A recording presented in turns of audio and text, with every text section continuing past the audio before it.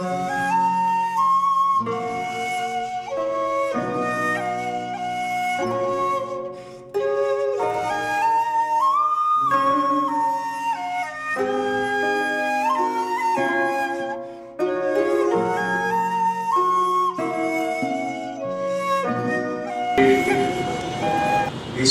एजाजी शेरी नजीस के सदर जनाब शब्बीर अहमद शाह साहब,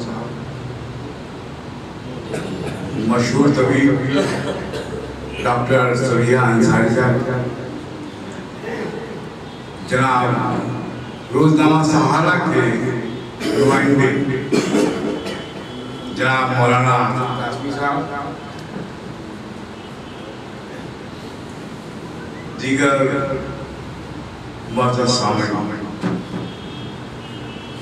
अभी शकील अहमद शकील फरमा रहे थे तो मैं सोच रहा था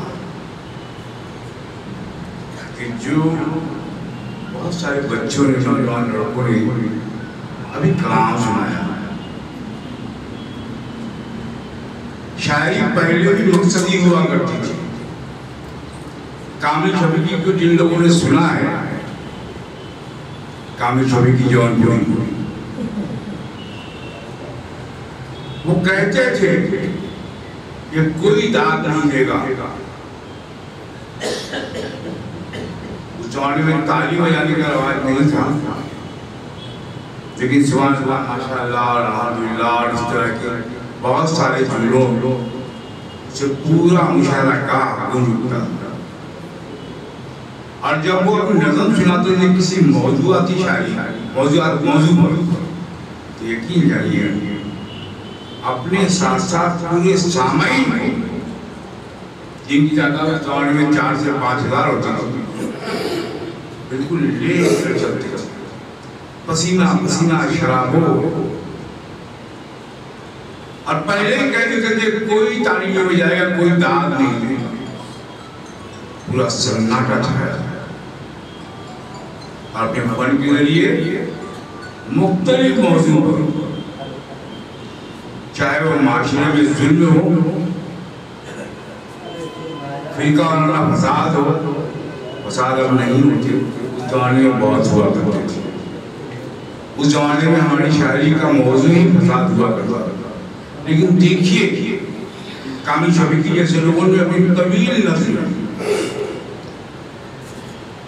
जबलपुर और अहमदाबाद और जमशेदपुर के उस फसाने में किस तरह से जिक्र किया, फन्नी एतबार से उसमें क्या खूबी थी। मैं समझता हूँ कि 2-4 हम देख ले, पढ़ ले, बहुत सारे शुरा ने कही है मुख्तलिफ मौजूआत पर, तो यकीन हमारी अच्छी इस्लाह हो सकेगी और हम बेहतर सोच फिक्र के साथ अच्छी शायरी या अच्छा कलाम कह सकेंगे। मेरी उन नौजवानों से ये राय है। दोस्तों, अभी शकील ने कहा कि मुशायरे का ये हिस्सा जो बहुत अहम होता है, इसे मैं समझता हूँ मुशायरे के सामने सुनना पसंद नहीं करते, गवारा नहीं करते, वो मुशायरा सुनने के मूड में आते हैं।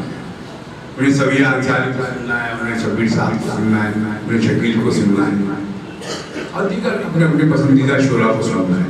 लेकिन एक बात तय है कि ज़बान अदब की बात होगी, तहजीब और सहाफत की बात होगी, तो आपको ये गौर करना होगा कि नस्र क्या चीज है। नस्र या नस्री गुफ्तगू, चाहे वो नावल निगारी हो, चाहे वो अफसाना निगारी हो, चाहे वो ड्रामा हो, चाहे वो शायरी हो, चाहे वो मसवरी हो, गलत के फनून लतीफा में जितनी भी सिर्फ है, तमाम सिर्फ अपने उस फन के जरिए, अपने उस कलाम के जरिए, अपने उस अफसानों के जरिए, अपने उस नावलों के जरिए, अपने उस मसवरी के जरिए एक सेहतमंद माशरे की तश्कील करता है। एक साफ सुथरा माशरा जिसका तस्वर हमारा अदब देता है, हमारी शायरी कहती है। मैं समझता हूँ, मुझे एक शेर याद आ रहा है कुंवर प्रतापगढ़ी का कि चिरागे शाम नहीं है वजूद शायर का, चिरागे शाम नहीं है वजूद शायर का, ये वो दिया है जो बुझकर भी रोशनी देगा।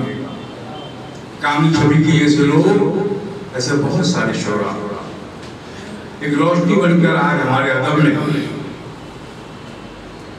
रोशन और माशरे की रहनुमाई करेंगे। उनके अशार, उनकी नज़में, उनके कलाम, तो हमारे नौजवान शोरा को ये बात ज़हन में रखनी चाहिए। ये शायरी की अभी इब्तिदाई अय्याम है, मौजू का इंतखाब जरा समझ के कीजिए। हमारा मुल्क जो है बड़े अजीब और गरीब मिजाज का है। हर वक्त हमारे जहन में ये होना चाहिए कि हम अपने फन के जरिए, चाहे जो भी सीख पे हो, मैंने कहा फनून लतीफ़ा की जो भी जितनी भी सीख है इसका बहुत समझ कर हम इस्तेमाल करें।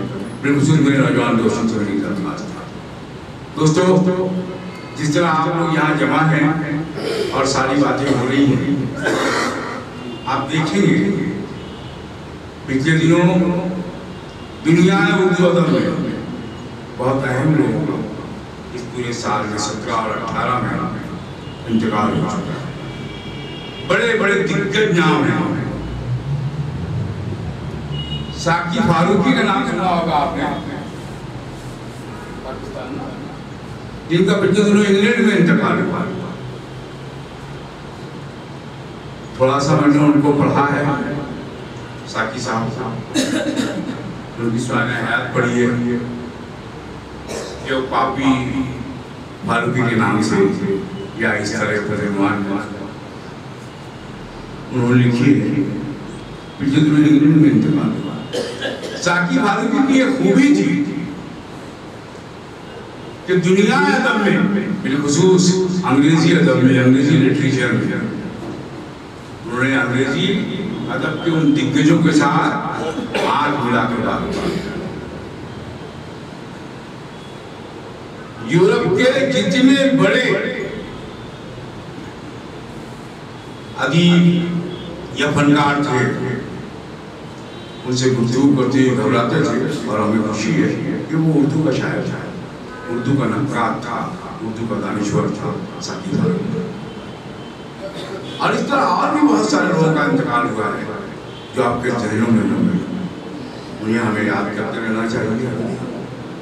और नौजवानों से बिलखुसूस साहिब सरवत जो है, जिनकी जेब में कुछ है, उनसे बड़े अदब से दरख्वास्त है कि अगर उनको अपनी ज़बान, अपनी तहजीब, अपनी सहाफ़त से प्यार है, वो फ़रोग़ पाती रहे और इस तरह की महफिलों का इनेकाद होता रहे, तो मेरी उनसे अदब से दरख्वास्त है कि फनून लतीफ़ा की जितनी भी सिर्फ है, आपका शौक़ चाहे जो हो, उसका इंतखाब कर लें और अपने जेब खास से उसकी मदद करते रहें।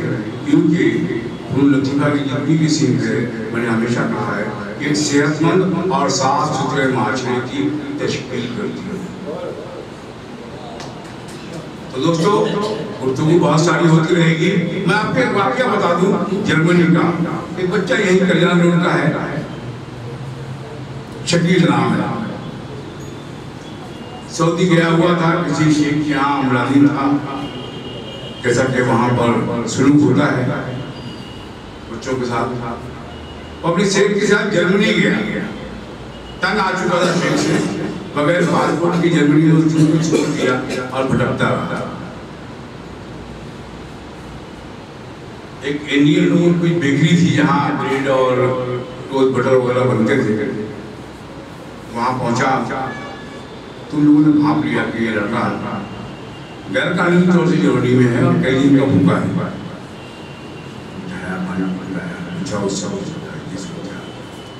मेरा पासपोर्ट भी नहीं, मेरे पास कोई कागज नहीं, सब मेरे कबीर के पास है और मैं उसको छोड़ दिया हूँ और वो मुझे जर्मनी में ढूंढ के चला गया वापस। मेरे यहाँ आया करता था वो नौजवान और हम लोग की गुफ्तगू सुनता था। सादा सा मुनद्दिम पर हमारी गुफ्तगू हुआ करती थी, तो बहुत गौर से सुनता था उनके अफसानों पर। खासतौर पर एक अफसाना बहुत मशहूर है, लाजवंती, आप लोगों ने पढ़ा होगा। मैं नस्ल की बात कर रहा हूँ, शायरी की नहीं है। जर्मनी में रहते हुए उसने जर्मन लड़की की शादी कर ली, बच्चे की पैदाइश भी हुई और उसका इंडियन पासपोर्ट वाला सब बन गया। अभी अनकरीब वो अपनी बीवी के साथ आने वाला है। तो मुझे उसने फोन किया, अक्सर करता रहता है फोन। मेरी गुफ्तगू करने का मकसद ये है, उसने कहा आसान अंकल यहाँ पर तुम बात करते थे अपने ऑफिस में, कौन मंटू मंटू मंटू। मैंने कहा हाँ सारा मंटू। कहने कि जर्मनी में उसका बहुत जबरदस्त जलसा हुआ, सेमिनार में कैसा था। बड़ा अच्छा। बोले वो आपकी बात याद आई तो मैं भी चला गया उस जलसे में। देखा तो मैं हैरान रह गया कि वहाँ बैनर दिखा, उर्दू में लगा हुआ था, जर्मनी में था, अंग्रेजी में था। मैं जर्मनी थोड़ी बहुत तो सीख गया हूँ, पढ़ा तो उसके पूरा नाम सागर हसन मंटू था। मैंने कहा ठीक है बेटा तुम दुरुस्त नाम दे रहा हूँ। क्योंकि हमारे उर्दू के ये कलमकार जर्मनी में उनका सेमिनार हो रहा है और जिसमें हिंदुस्तान और पाकिस्तान के बहुत दिग्गज किस्म के हमारे नक्कार, हमारे दानिश्वर वहाँ मौजूद थे। एक अनपढ़ सा अच्छा नौजवान जो सिर्फ सुनाई बातों से मंटू उसके जहन में था और जर्मनी में वो मंटू बेदार हो गया। जर्मनी में बहुत सारी किताबें मंटू को उसने हासिल की, वो जर्मनी सीख चुका है। और मंटू को पढ़ने के बाद मुझे कहा कि अंकल फोन करता रहता है कि इनकी जो किताबें हैं उर्दू में मुझे वो नाम देंगे आप। मैंने उसको नाम दिया बहुत सारा। तो कहने का मतलब ये है कि नस्ल हो या हमारी शायरी है, शायरी बहुत मुश्किल फन है, इतना आसान नहीं है। गा लेना अलग सी बात है, तरन्नुम शुरा अपने आवाज के बुनियाद पर आपको मुतासिर करते हैं, आपको इजाज़त रागिब करते हैं। लेकिन फन्नी एतबार से जब जायजा लिया जाएगा तो बड़ा मुश्किल है। ये शेर के चिरागे सामने नहीं होती थी शायर। इस शेर के जितने टाइम है उसकी परत में आप जाएंगे, हमारी शायरी उसमें खुलकर आपके सामने आएगी। हमारा शायर आएगा, हमारा फनकार आएगा, हमारा कलाकार आएगा। दोस्तों गुफ्तगू बहुत तवील होगी। कहने का मतलब ये है कि ये शहर मेहनत कशों का शहर है, जबा कशों का शहर है। अब तो शहर के हालात बदल गए हैं, काफी चमक है लोगों के चेहरे पर। लेकिन मैं उस दौर की बात करता हूँ जब उनसे इलाहाबादी, डॉक्टर हुनर, उमर शफक और इस तरह के बुजुर्ग छोड़ा हुआ करते थे और मैं बचपन था। तो यकीन जानिए कि वो लोग जब अपनी नशिस्तों में बैठते थे कहते थे सुनाने के लिए तो बड़ी अजीब सूरत था। लेकिन बहरहाल फन्नी एतबार से, तहजीबी या सकाफती एतबार से वो हर बार का लिहाज रखते। तो नौजवानों से मेरी दरखास्त है वो अशार पढ़ें, कुछ झूठ पढ़ें, वो अच्छे अंदाज में गाएं, लेकिन बहरहाल उसमें जो फन है, फनी नज़ाकतें हैं, उसको नज़रअंदाज न करें। इन अल्फाज के साथ आज के मुशायरे का मैं इब्तिदा करता हूँ।